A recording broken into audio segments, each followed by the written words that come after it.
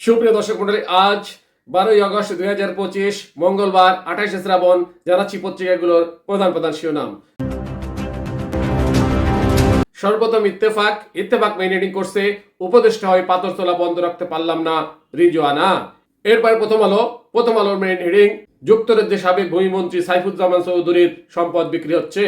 Next যুগান্তরের main heading, 8,000 কোটি টাকা উধাও। এরপরে ভোরের কাগজের মেইন হেডিং, ভারতের বৃহত্তম পারমাণবিক বিদ্যুৎ কেন্দ্র বন্ধ। নেক্সট জনকণ্ঠের মেইন হেডিং, ইসরায়েলকে ধাঁধায় ফেলতে ইরানের নতুন কৌশল। এরপর ইনক্লাবের মেইন হেডিং, রাজনীতিতে বিশৃঙ্খলার শঙ্কা। নেক্সট আমাদের সময়ের মেইন হেডিং, জোটের অংশ হয়ে অন্য দলের প্রতীকে ভোট করা যাবে না, আগামী নির্বাচনে আরো যেসব পরিবর্তন আসছে। এরপরে যাই দিনের মেইন হেডিং, বাংলাদেশের আরো 4 পণ্যে ভারতের নতুন নিষেধাজ্ঞা। নেক্সট মানবজমিনের মেইন হেডিং, ঝুলে আছে জুলাই সনদের ভাগ্য। এরপর সমকালের মেইন হেডিং, ইসির হারানো ক্ষমতা ফিরছে, জোট হলেও ভোট নিষ্পত্তিকে। নেক্সট কালের মেইন হেডিং, হাসিনার ফোনালাপ, রাজাকারদের ফাঁসি দিছি, আন্দোলনকারীদেরও ছাড়বো না।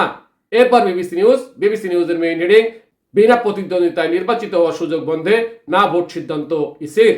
সর্বশেষে আরটিভি নিউজের মেইন হেডিং, রাজাকারদের ফাঁসি দিছি, আন্দোলনকারীদেরও ছাড়বো না, ট্রাইব্যুনালে হাসিনার ফোনালাপ। এতক্ষণ শুনলেন পত্রিকাগুলোর প্রধান শিরোনাম। এবারে বিস্তারিত। উপদেষ্টা হয়ে পাথর তোলা বন্ধ রাখতে পারলাম না রিজওয়ানা। সম্প্রতি নজিরবিহীন লুটপাট শুরু হয়েছে সিলেট পর্যটন কেন্দ্রগুলোর অন্যতম কোম্পানিগঞ্জ উপজেলার ভোলাগঞ্জ সাদা পাথর এলাকায়। মনোমুগ্ধকর সেই সাদা পাথর এলাকাটি এখন প্রায় বিবর্ণ, ক্ষতবিক্ষত হয়ে গেছে পর্যটন কেন্দ্রটি। এ বিষয়ে বন ও জলবায়ু পরিবর্তন বিষয়ক উপদেষ্টা সৈয়দা রিজওয়ানা হাসান হতাশা প্রকাশ করেছেন। তিনি বলেছেন, আগের 4 বছর জাফলংয়ে পাথর উত্তোলন বন্ধ রাখতে পেরেছিলাম, এখন আমি উপদেষ্টা হয়ে পারলাম না। সোমবার 11 আগস্ট এক আলোচনা সভায় সব কথা বলেন তিনি। সৈয়দা রিজওয়ানা হাসান ক্ষোভ প্রকাশ করে বলেন, পাথর উত্তোলনে সর্বদলীয় ঐক্য দেখেছি। একটি সুন্দর জিনিস কি করে হাতে ধরে কেমন ও সুন্দর করতে হয় সেটা শিখতে হলে বাংলাদেশে আসতে হবে।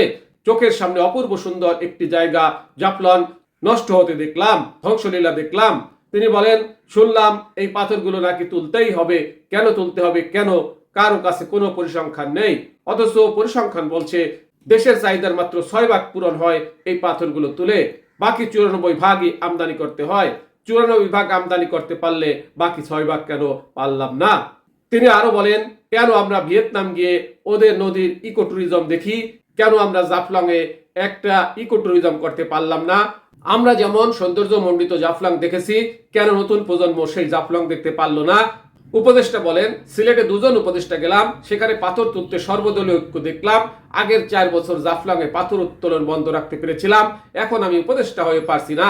জাফলং রক্ষা করব বলে কোনো ঐক্য দেখলাম না। এটাই হচ্ছে বাংলাদেশের বাস্তবতা। জাফলংটা ধ্বংস করে দিয়ে কিসের উন্নয়ন, কার উন্নয়ন হচ্ছে? আমরা যদি পাথর না তুলে ইকো ট্যুরিজম করি, হিসাব করে দেখুন পাথর তুলে কত আয় হয় আর ইকো ট্যুরিজম থেকে কত আয় হয়। একজন ডিসি বলেছিলেন, ইকো ট্যুরিজমে আমরা পাথর তোলা থেকে বেশি আয় করতে পারবো। একজন মানুষ সারাদিন পানিতে নেমে পাথর তোলেন, এটাকে আপনার এমপ্লয়মেন্ট বলেন, এটা এমপ্লয়েন্টেশন। ধলাই নদীর উৎসমুখে সীমান্তের 0 লাইন সংলগ্ন 10 নম্বর এলাকার নাম সাদা পাথর। সেই সাদা পাথর এলাকায় প্রতি বছর লাখ লাখ পর্যটকদের পদচারণা ঘটে কেবল সৌন্দর্যের টানে। লুটপাটের কারণে মনোমুগ্ধকর সেই সাদা পাথর এলাকাটি এখন প্রায় বিবর্ণ। কোম্পানিগঞ্জ উপজেলার বাসিন্দাদের অনেকে বলেছেন, গত বছরের 5 আগস্টের পর থেকে এখানে দিনে ও রাতে লুটপাট চলছে। প্রতি রাতে অন্তত শতাধিক গাড়ি পাথর কোম্পানিগঞ্জ থেকে বের হয়ে যেতে দেখেছেন এলাকাবাসী। পত্রিকার প্রধান শিরোনাম সহ সংবাদ এখনকার মতো শেষ করছি। আল্লাহ হাফেজ।